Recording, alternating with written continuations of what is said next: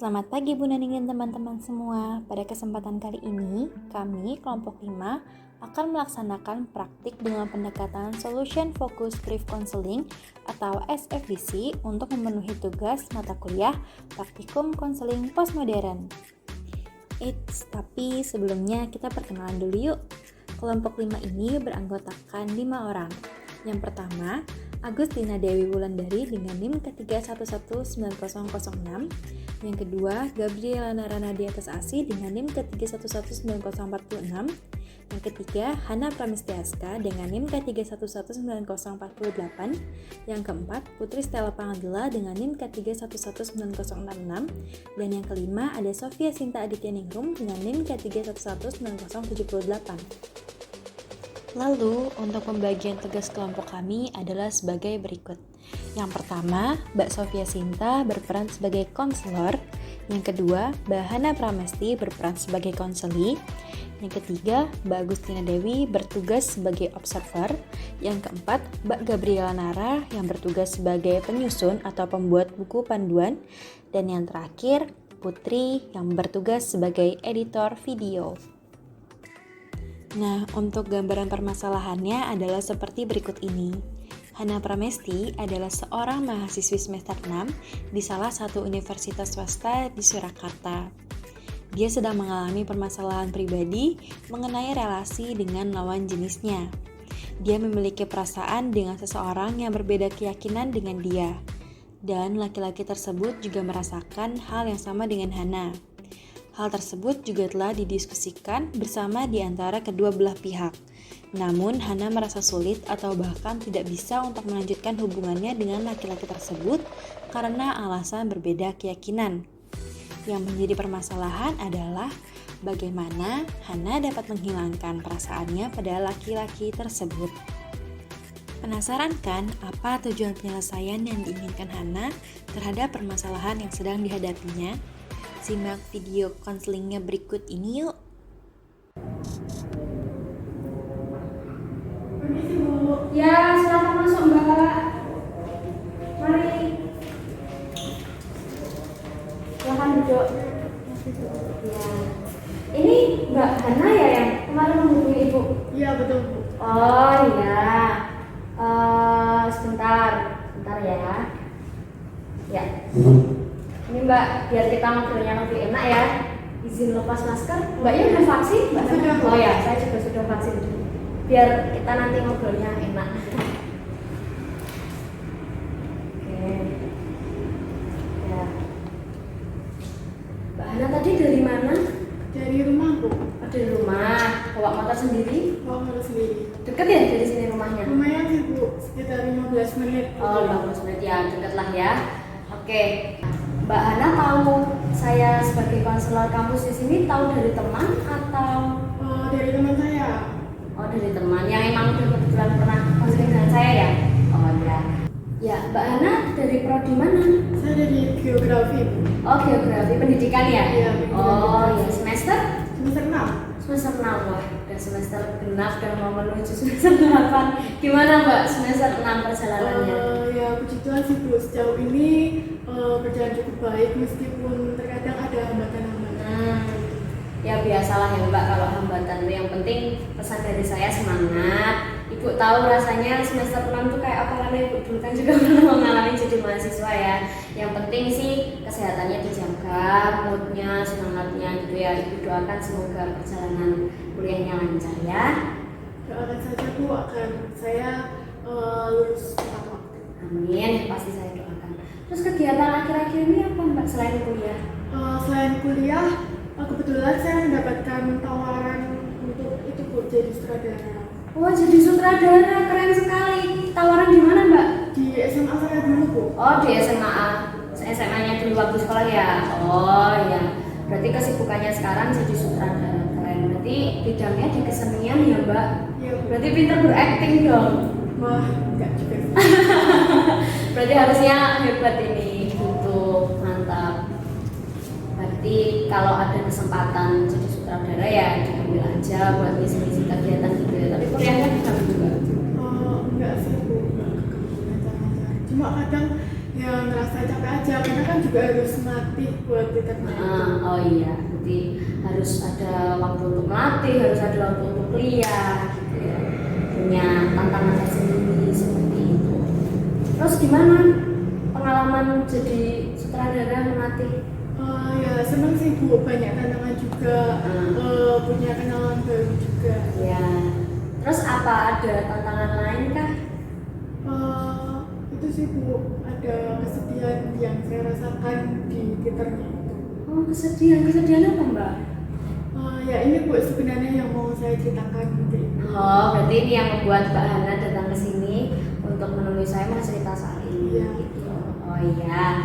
Terus Mbak Hana punya harapan apa untuk setelah cerita-cerita ke Ibu setelah mengalami konseling? Yang saya harapkan itu saya tuh punya pencerahan buat apa yang harus saya lakukan untuk saya menyelesaikan permasalahan yang saya alami ini. Oke, berarti ingin mendapatkan pencerahan ya untuk penyelesaian masalah ini. Oke, saya sih berharap yang penting Mbak Hana nanti tenang dalam menceritakan, Ibu nanti juga akan mendengarkan dengan baik dan tapi ada beberapa catatan Mbak yang perlu kita sepakati untuk hari ini seperti itu. Nah, ada beberapa hal yang memang perlu Ibu sampaikan sebelum kita mulai konseling hari ini. Jadi kita tuh konseling tidak ya sekedar ngobrol-ngobrol ya Mbak. Mungkin ini bisa jadi pengetahuan baru juga buat Mbak Hana. Jadi nanti kita konseling tuh kita punya peran masing-masing. Di sini Ibu sebagai konselor yang bertugas untuk mendengarkan semua apa yang nanti diceritakan oleh Mbak Hana. Nah, di sini nanti Mbak Hana berperan sebagai istilahnya itu konseling atau klien gitu yang nanti akan menceritakan semua apa yang ingin Mbak Hana ceritakan. Yang tadi soal kesedihan itu katanya nanti diceritakan aja nggak apa-apa. Sambil kita nanti mencari untuk pengambilan atau pemecahan masalah yang harus dilakukan oleh Mbak Hana. Seperti itu. Nah, jadi Ibu minta untuk Mbak Hana nanti bisa cerita dengan fokus, tidak perlu ditambahkan atau tidak perlu dikurangkan, jadi cerita apa adanya. Tapi di sini Mbak Hana tidak perlu khawatir ya. Di sini Mbak Hana tidak perlu khawatir, Bu, nanti kalau cerita saya jadi melebar kemana-mana atau jadi semua orang tahu gimana. Enggak, tenang. Jadi ini kita konselnya berlandaskan kerahasiaan. Jadi yang tahu hanya saya, Mbak Hana dan Tuhan yang tahu seperti itu. Jadi Mbak Hana tidak perlu khawatir kalau ceritanya nanti bisa bocor kemana-mana, itu enggak. Tapi terkecuali kalau memang terdapat situasi-situasi tertentu yang kita membutuhkan untuk pihak orang lain untuk bisa mengetahui masalah Mbak Hana seperti itu. Kemudian untuk konseling hari ini kita ada timeline-nya Mbak, ada batasan waktunya itu sekitar ya kurang lebih 50 menit. Tapi kebetulan Ibu hari ini longgar, sedang tidak ada acara, jadi nanti kalau misalkan lebih dari 50 menit ya monggo. Seperti itu. Gimana Mbak Hana, yang mau disampaikan? Tidak Bu, saya juga percaya Ibu nggak akan menyebarluaskan cerita ini. Ya. Dan kemudian untuk pihak lain itu saya rasa kita nggak sampai ke tahap itu Bu. Oke. Kemudian untuk waktu saya rasa juga 50 menit itu cukup. Cukup ya. Oke. Atau habis ini ada acara Mbak Hana? Nggak ada ya? Nggak ada. Oh nggak ada. Oke, jadi nanti kita bisa ngobrol santai-santai aja. Oke, kalau begitu karena Mbak Hana sudah tidak ada pertanyaan lain lagi, di sini Ibu ingin memberikan lembar kesediaan konseling. Jadi silahkan diisi Mbak. Ini ada nama, jenis kelamin, terus program studi, alamatnya diisi, kemudian ditandatangani di bawah sini. Jadi ini sebagai tanda bahwa Mbak Hana bersedia untuk mengikuti konseling dengan Ibu.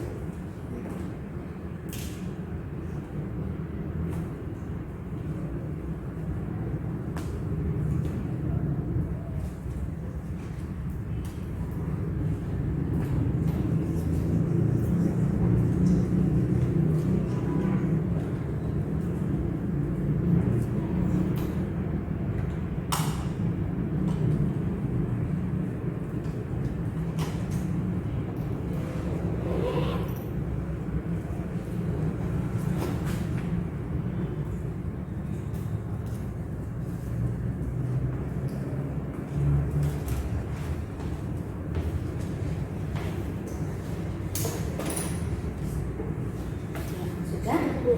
Saya minta kembali sebagai asisten saya. Oke, berarti di sini Mbak Hana sudah menandatangani, berarti Mbak Hana setuju untuk bisa cerita dan terbuka dengan saya. Oke, Ya sekarang silahkan Mbak Hana bisa duduk dengan nyaman. Udah nyaman ya? Oh belum. Ya silahkan dinyamankan terlebih dahulu. Oke, kalau misalkan Mbak Hana sudah siap cerita, silahkan Mbak Hana bisa cerita. Jadi nggak perlu sungkan ya sama Ibu, anggap aja Ibu ini temannya Mbak Hana. Oke, kalau sudah siap, silahkan bisa cerita. Jadi begini Bu, seperti yang sudah saya katakan tadi, kesibukan saya kan akhir-akhir ini tuh melatih gitar di SMA saya dulu Bu. Nah, saya tuh senang bisa berkecimpung di dunia perang. Dan ini tuh pertama kalinya juga buat saya ditawari jadi sutradara. Dan tapi ada hal yang nggak saya sangka-sangka itu tuh datang Bu, yaitu laki-laki yang dulu mengenal saya. Oh, gitu. Berarti ketemunya juga di lingkup Twitter ini juga Mbak? Iya Bu, kebetulan dia itu juga bantu-bantu di Twitter itu. Oh gitu, jadi kesenangannya sama ya, laki-laki itu di bidang teater, Mbak Hana juga di teater gitu ya. Oke, berarti tadi Mbak Hana bilang ini laki-laki di masa lalu. Jadi gini Bu, saya kan udah kenal laki-laki ini tuh tahun 2018. Dan saya ketemunya itu juga di Twitter waktu saya SMA Bu. Sebut saja itu CP ya Bu. Oh iya, inisial ya. Ya. Jadi ceritanya dulu tuh dia suka sama saya.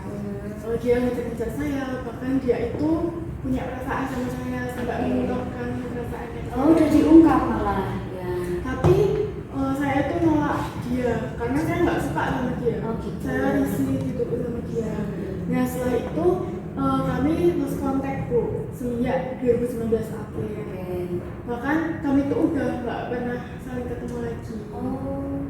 Nah singkat cerita Oktober 2021 kemarin kami tuh ketemu secara nggak sengaja karena saya itu menghadiri undangan di Twitter sekolah saya. Oh, iya iya. Nah, dia itu juga ada di situ buat bantu-bantu pementasan juga Bu. Nah, di situ saya pertama kali ketemu dia semenjak 2 tahun nggak ketemu. Berarti setelah 2 tahun nggak ketemu, nggak komunikasi, akhirnya ketemu nggak sengaja ya Mbak Hana jadi tamu, dia jadi yang ngurusi di pementasan itu ya. Iya, Oke. Gitu. Dan di saat itu waktu pertama kali ketemu itu saya sempat merasa canggung gitu Bu. Karena kan otomatis saya langsung ingat waktu 2018 gitu. Oh flashback ya, ya Waktu ya. saya nolak dia Oke. gitu. Tapi ya udah saya berusaha buat nggak memikirkan itu gitu. Nah sampai bulan Februari kemarin saya kan ngambil tawaran yang jadi sutradara itu Bu. Nah saat itu saya tuh nggak kepikiran sama sekali kalau saya tuh bakal ketemu dia sama ketemu Mas itu. Nah waktu saya berangkat latihan teater itu saya tuh ketemu Mas lagi Bu. Berarti semenjak Oktober itu nggak ketemu lagi, terus ini ketemu lagi. Ya terus. Nah saya tuh malah jadi bingung, jadi canggung. Oke. Gitu. Tapi saya kalau dari saya itu saya sebenarnya ada niatan buat memperbaiki relasi gitu Bu. Terus akhirnya saya itu kan melatih di situ ya Bu. Saya jadi terbiasa buat ketemu sama dia. Terus dan sikap dia ke saya itu kayak manis banget. Oh iya. Terus perhatian sama saya gitu. Nah kayak dia itu kayak deketin saya lagi. Saya juga sadar sih sebenarnya itu. Awalnya saya responnya biasa aja, tapi lama kelamaan saya tuh juga tertarik gitu. Oh iya. Saya bahkan mulai muncul perasaan sama dia. Nah kemudian ada di satu momen ketika kita itu lagi trip bareng Bu. Oh iya. Nah kita habis itu ambil waktu buat berdua dan kita itu berusaha buat saling jujur, saling terbuka. Nah di situ kita itu ternyata memiliki perasaan yang sama. Oke. Gitu. Nah tapi pada saat itu saya juga berada di titik kesedihan saya Bu, karena saya dan Mas T itu memiliki keyakinan yang berbeda. Jadi meskipun kita saling sayang, kita memiliki perasaan yang sama, kita itu nggak bisa bersama karena adanya keyakinan yang berbeda itu. Oke, berarti itu yang membuat Mbak Hana bingung gitu ya. Iya. Nah ternyata perjalanan yang dialami cukup rumit ya, dan membuat bingung gitu ketika dua insan dipertemukan dengan waktu yang menurut semesta tepat, tapi ternyata masih ada aja halangan yang membedakan kalian berdua ya Mbak. Oh iya Bu, terlepas dari tahun 2018 saya nolak itu, akhirnya kan sekarang kan dipertemukan kembali dengan perasaan yang berbeda. Tapi nggak bisa melanjutkan hubungan itu Bu, karena terlambat. Ya Mbak, saya paham apa yang dirasakan oleh Mbak Hana seperti itu. Ya bingung, ya sedih, bahkan nggak tahu ya harus bersikap seperti apa gitu kan. Nah, tadi kan Mbak Hana sempat mengatakan bahwa kalian ini bertemu di bulan Februari ya kemarin itu, dengan intensitas ketemu yang cukup sering gitu ya. Oh iya, cukup sering, karena kan kalau saya latihan itu kan seminggu 3 kali. Belum lagi kalau saya ketemuan di luar itu. Oh, berarti seminggu ketemu 3 kali di latihan tambah ketemuan di luar gitu ya. Tapi Mbak Hana ini memiliki perasaan yang sama dengan Mas T ini itu sejak kapan? Apakah juga sejak Februari itu atau gimana? Saya punya perasaan ke Mas T itu pertengahan menjelang akhir Februari. Oh iya. Sampai sekarang ini. Jadi kalau itu ya mungkin hampir 3 bulan lah. Oh iya. Mungkin terlalu cepat sibuk, tapi Mas T itu seseorang yang mau buat gimana caranya buat saya senang, terus buat saya jadi merasa disayang, merasa dijaga, gitu. Terus merasa diperhatikan ya gitu Bu. Karena sebelumnya kan saya belum pernah merasakan hal ini Bu. Oh, berarti terjebak karena perbedaan keyakinan baru kali ini ya? Iya. Oke, berarti sudah ada perasaan terhitung sekitar 3 bulan. Tapi sebelumnya pernah mengalami perasaan seseorang yang berbeda keyakinan berarti belum pernah ya? Ya, berarti baru pertama kali itu. Oke ya, kalau baru pertama kali, wah saya makin paham sama perasaannya Mbak Hana ya. Apalagi ini kan pengalaman pertama kalinya memiliki perasaan dengan seseorang yang berbeda keyakinan gitu. Nah, tapi apakah kalian ya Mbak Hana dan juga Mas T ini telah mengupayakan sesuatu Mbak untuk menyelesaikan masalah ini, mungkin diskusi bersama atau gimana gitu? Sudah sih Bu, kan udah ada upaya, tapi baru sekedar kayak diskusi gitu sama Mas T. Ya itu tadi Bu, semenjak kami saling jujur mengenai perasaan kami itu diskusi gimana baiknya buat kedepannya gitu Bu. Nah akhirnya kami itu memutuskan untuk tidak melanjutkan hubungan kami. Oke, berarti memutuskan untuk tidak bisa melanjutkan hubungan itu ya. Oke, berarti sudah melakukan upaya diskusi bersama. Nah, setelah Mbak Hana dan juga Mas T ini melakukan diskusi, apakah ada perubahan Mbak? Kalau ada, perubahan apa yang kalian rasakan? Kalau yang saya rasakan, saya sih senang ya Bu, karena kami itu jadi tahu mengenai perasaan kami masing-masing kan Bu. Tapi saya juga merasa sedih Bu, karena kan perasaan kami terhalang sama keyakinan. Ya, setelah itu kami itu juga malah jadi bingung gimana caranya buat kami itu menetralkan perasaan kami. Oke, ya berarti ada perubahan perasaan gitu ya dari Mbak Hana dan juga Mas T ya, meskipun perubahan yang dialami itu belum menunjukkan perubahan yang positif gitu. Oke, kalau begitu silakan Ibu minta untuk Mbak Hana menuliskan terkait perasaan Mbak Hana sebelum diskusi dan perasaan Mbak Hana setelah melakukan diskusi dengan Mas T. Silakan ini diisi di self-help, ini namanya lembar self-help ya Mbak. Jadi di sini ditulis keadaan sebelum melakukan perubahan. Terus habis itu tadi keadaannya apa, terus tindakannya tadi apa, tindakannya kan melakukan diskusi. Kemudian ini setelah melakukan itu akibatnya tadi menjadi bingung atau apa, silakan ditulis di situ sebagai arsipnya.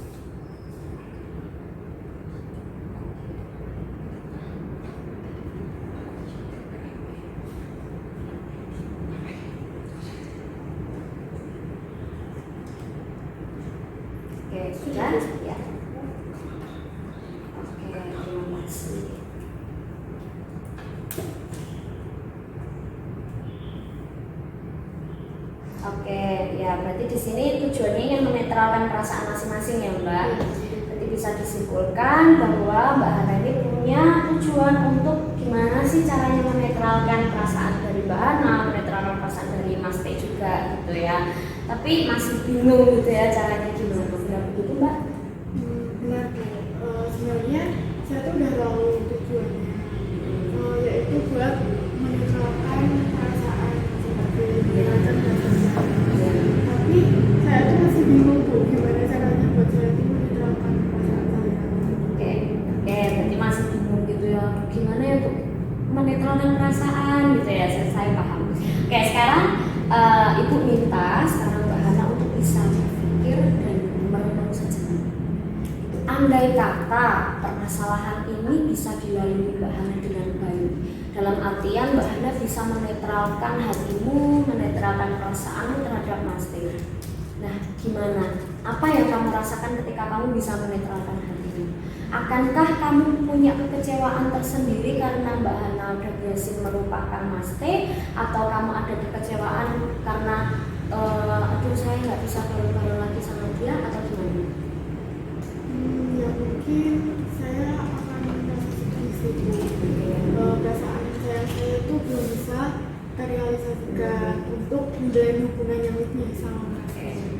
Tapi di satu sisi saya juga ada senangnya Bu, karena saya berhasil untuk melupakan perasaan saya ke Mas T tanpa mengorbankan apa yang saya yakini, dan Mas T juga nggak mengorbankan apa yang dia yakini. Oh, berarti fair ya, Mbak Hana nggak meninggalkan apa yang kamu yakini, juga Mas T tidak meninggalkan apa yang dia yakini.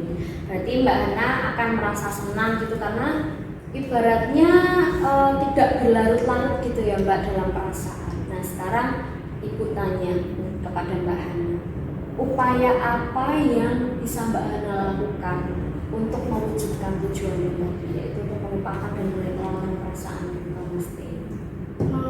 Ya sejauh yang saya pikirkan selama ini, saya mencoba diskusi kembali Bu dengan Mas T untuk kembali mengingat kesepakatan bahwa kita itu nggak bisa bersama. Dan di situ saya sudah melakukan. Dan mungkin untuk upaya lain saya bisa kembali untuk berdiskusi dengan Mas T, kemudian bersepakat bersama-sama untuk melupakan perasaan satu sama lain Bu, tanpa merusak hubungan pertemanan. Dan mungkin saya juga akan mencoba satu cara untuk meminimalisir perasaan saya Bu. Oke, mencoba satu cara untuk meminimalisir perasaan. Gimana Mbak caranya? Mungkin dengan membatasi komunikasi Bu. Jadi kalau nggak ada yang penting, misal nggak ada urusan itu ya saya berusaha untuk nggak mengontak dia, nggak menghubungi dia. Ya, berarti mencoba membatasi gitu ya. Berarti hal yang ingin kamu lakukan atau hal yang ingin kamu coba adalah untuk berdiskusi kembali, walaupun sudah sempat diskusi ya di awal, tapi ingin istilahnya ngobrol, diskusi kembali dengan Mas T dan mencoba untuk bersepakat untuk membatasi komunikasi satu sama lain gitu ya Mbak ya. Oke, nah seandainya Ibu tanya, seandainya Mbak Hana tidak bisa melakukan itu, kira-kira apa yang terjadi Mbak? Kalau saya nggak melakukan itu, mungkin saya bisa terus-terusan terjebak dalam situasi itu Bu, dan bisa jadi saya malah lebih dalam lagi terjebak. Iya, jadi perasaannya nanti terlalu dalam gitu ya. Tapi Mbak Hana pernah nggak melakukan hal-hal positif gitu, hal-hal positif apa gitu untuk bisa melupakan Mas T? Pernah sih Bu, paling menyibukkan diri dengan hal-hal yang produktif gitu Bu. Tapi saya rasa itu belum maksimal sih Bu. Mungkin saya akan mencoba untuk memaksimalkan kembali. Oke, berarti sudah mencoba untuk menyibukkan diri gitu ya ke hal yang lebih produktif, tapi masih belum maksimal dan akan dicoba lagi ya gitu. Oke, ya mulai sekarang bisa dimaksimalkan kembali ya Mbak. Jadi untuk upaya positifnya bisa ditulis di lembar ini.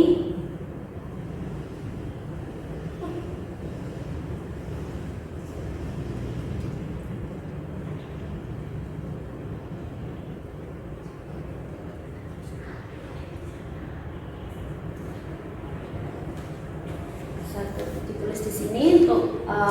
hal-hal positif yang akan Mbak Hana coba. Tadi katanya mau mencoba atau mengerjakan hal-hal yang produktif dan bisa lebih memaksimalkan kembali, atau ada upaya lain, boleh silahkan ditulis.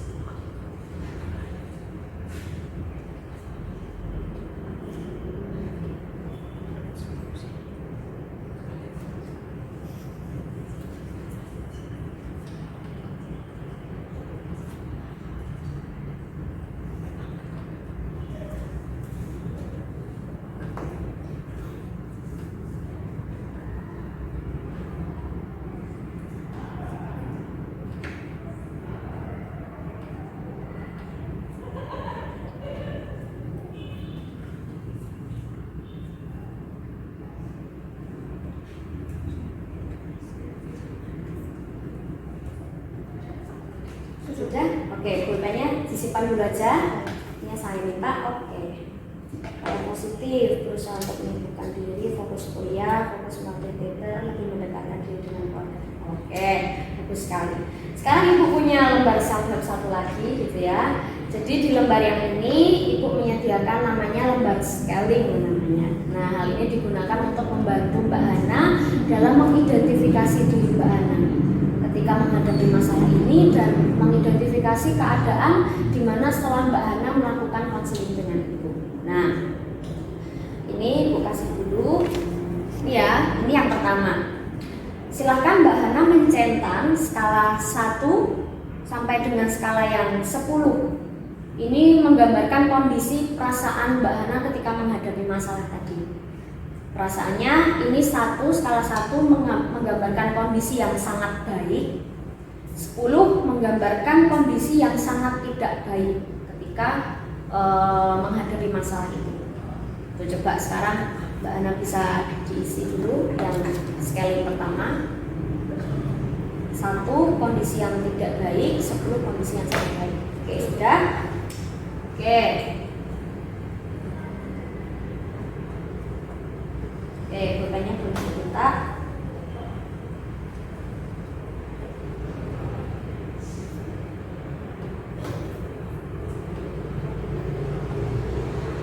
Oke, sekarang scaling yang kedua. Tadi kan yang scaling pertama ini menggambarkan ketika Mbak Hana sedang menghadapi masalah ya.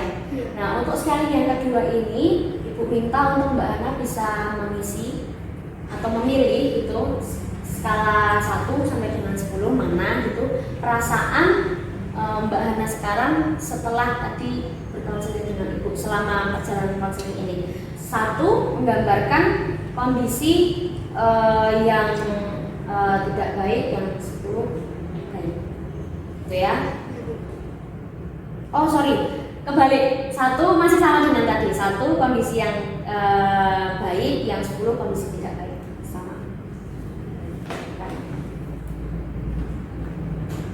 Kita ulas bersama-sama. Sudah? Oke, terima kasih. Kita ulas bersama-sama ya. Untuk scaling yang pertama, pada scaling perasaan waktu menghadapi masalah, di sini Mbak Hana mencentang di skala 9. 9 mendekati posisi yang sangat tidak baik ya Mbak ya. Nah, silakan bisa disampaikan ke Ibu mengenai perasaan yang 9. Kok bisa 9? Oh ya, itu tadi sih Bu. Jadi kan saya merasa bingung, terus saya merasa sedih karena saya kan terjebak dalam masalah tersebut. Yeah. Nah, seharusnya sih saya merasa senang ya Bu, karena bisa menemukan sosok yang memiliki perasaan yang sama dengan saya. Yeah. Tapi malah kami itu nggak bisa bersama karena perbedaan keyakinan itu Bu. Saya sih juga sempat kepikiran sih Bu, andai kami seiman, itu tuh pasti udah memiliki hubungan yang lebih gitu ya. Oke, ya Ibu memahami perasaan dari Mbak Hana. Kayak aduh, andai kata seiman pasti udah pacaran saya begitu ya. Oke, kita lanjut ke scaling yang kedua. Yang ini menggambarkan terkait perasaan Mbak Hana setelah melakukan konseling. Sini mencentang di angka yang keempat. Ya, berarti sudah turun ya, tadi 9 ini 4. Udah lumayan lah ya gitu. Ini berbanding terbalik kan ya dengan yang tadi, sekarang menduduki skala 4. ya bisa dibilang hampir mendekati kondisi sangat baik lah ya Mbak, dari 4 ke 1 gitu. Nah, coba Mbak Hana ceritakan ke Ibu kok bisa gitu tadi dari 9 sekarang jadi ke 4. Ya setelah saya curhat ke ibu, saya itu jadi mendapatkan muatan terkait solusi apa yang harus saya lakukan gitu Bu. Jadi saya juga sudah merasa cukup baik dalam menghadapi masalah ini. Karena saya mendapatkan penguatan solusi untuk menyelesaikan permasalahan saya. Ya tinggal PR saya aja sih Bu, gimana caranya buat saya itu meningkatkan perasaan saya agar perasaan saya itu jadi lebih baik gitu. Sampai akhirnya saya bisa menyelesaikan permasalahan saya. Jadi udah mendapatkan penguatan solusi ya atas pemecahan masalah ini. Jadi tinggal PR-nya aja gimana Mbak Hana melakukan ke depannya. Luar biasa sekali Mbak Hana. Jadi Mbak Hana ini ingin segera gitu ya menyelesaikan permasalahan ini dan merasakan memiliki perasaan yang lebih baik. Maksudnya memiliki perasaan dimana udah berhasil gitu untuk bisa menetralkan perasaan tadi ya dengan Mas T. Nah, sekarang coba sekarang Ibu minta Mbak Hana membayangkan, misalkan Mbak Hana nih mau berangkat kuliah, misalkan kan tadi rumahnya dekat kan 15 menit dari kampus, jadi misalkan mau berangkat kuliah itu dari rumah, posisi Mbak Hana itu sedang persiapan gitu menuju kampus. Lalu lah kok tiba-tiba hujan deras, angin, biasanya sini juga banjir toh Mbak. Tadi saya lihat, ya tadi alamatnya di Pasar Kliwon. Pasar Kliwon tuh sering banjir atau? Sering banjir. Nah apalagi itu waktu mau berangkat kuliah, udahlah hujan deras, terus ada genangan air gitu. Nah tapi Mbak Hana kayak yaudahlah tak tinggal mandi dulu, dandan atau persiapan bawa buku, laptop dan segala macam. Ketika persiapan Mbak Hana sudah selesai, tiba-tiba keluar dari kamar mandi, melihat di luar kok ada pelangi, berarti hujannya sudah reda gitu. Nah, hal itu diibaratkan pada masalah Mbak Hana sekarang. Tiba-tiba masalah ini selesai gitu ya, tadinya hujan terus, tiba-tiba muncul pelangi gitu, terang, cerah, ada matahari. Nah, gimana perasaan Mbak? Tentunya saya akan merasa senang Bu, karena kan saya bisa terbebas dari permasalahan yang selama ini saya alami. Jadi bisa terbebas gitu ya perasaannya dari masalah ini. Nah, sekarang Ibu tanya, biar Mbak Hana itu merasa senang dan merasa terbebas dari masalah ini, berarti Mbak Hana harus melakukan apa? Seperti yang sudah saya sampaikan tadi sih Bu, saya akan berdiskusi kembali bersama Mas T dan menyepakati untuk berusaha mengurangi intensitas komunikasi. Ya bagus sekali Mbak Hana. Jadi Mbak Hana ini sudah tahu gitu apa yang harus dilakukan ke depannya, solusinya apa, seperti itu, udah mampu merumuskan sendiri seperti itu. Nah sekarang Ibu minta hal itu menjadi tugas Mbak Hana, yaitu tugasnya yang pertama tadi Mbak Hana bilang, Mbak Hana katakan bahwa mau berdiskusi kembali dengan Mas T. Ya kayak di talk gitulah ya istilahnya, diskusi kembali dengan Mas T dan menyepakati secara bersama-sama untuk mengurangi intensitas komunikasi. Tapi dengan catatan karena ini pekerjaan belum selesai ya Mbak.